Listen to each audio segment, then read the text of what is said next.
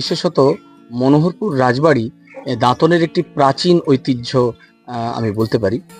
কারণ একেবারে সেই ১৫৭৫ সালে মুঘল পাঠানের যুদ্ধ যে এলাকায় হয়েছিল, তার ফলে মুঘলের একজন সেনানী লক্ষ্মীকান্ত সিংহ উত্তর রাও তিনি দাঁতনেই থেকে গিয়েছিলেন, তার জায়গির এবং তার রাজবংশ এখানে প্রতিষ্ঠা করেছিলেন।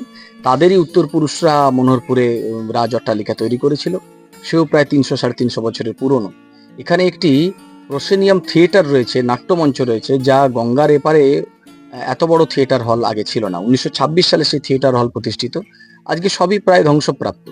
এই সমস্ত বিষয়কে নতুন করে সংস্কার করার, সংরক্ষণ করার প্রয়োজনীয়তা রয়েছে।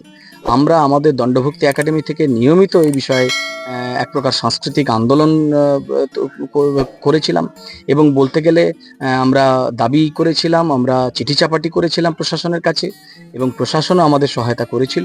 নাট্যমঞ্চের সংস্কার হয়েছিল।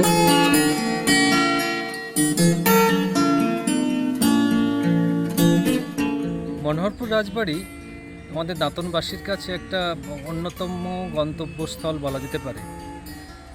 দাঁতন একটি খুব পুরনো জায়গা, তার মধ্যে মনোহরপুর রাজবাড়িও একটি অত্যন্ত প্রাচীন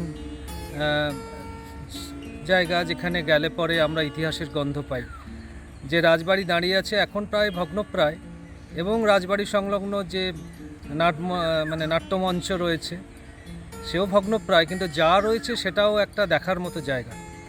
তো এই রাজবাড়ি এবং নাট্যমঞ্চ এগুলো বাঁচিয়ে রাখা দরকার, কারণ আগামী প্রজন্মের কাছে এগুলো অনেক স্মৃতি বহন করবে। এক্ষেত্রে প্রশাসন খানিকটা ভূমিকা নিয়েছিলেন, কিন্তু আরও ভূমিকা প্রয়োজন। এবং যতটুকু জানি আমাদের দাঁতনের বিধায়ক মাননীয় বিক্রমচন্দ্র প্রধানের একটা উদ্যোগ রয়েছে, তিনি চাইছেন এটা আরও সুন্দর করে সংরক্ষিত হোক, হেরিটেজ হতে পারলে তো খুব ভালো হয়। তো আমাদেরও ইচ্ছে মনোহরপুর রাজবাড়ির যেটুকু আছে, নাটমঞ্চ যেটুকু আছে, সেগুলো সংরক্ষিত হোক এবং ইতিহাস এখানে স্থায়ী হোক, যাতে আগামী প্রজন্ম যে আমরা ছেড়ে এসেছি একসময়, তা যেন তারা ভাবতে পারে, মনে রাখতে পারে। এটার সংরক্ষণ খুব জরুরি।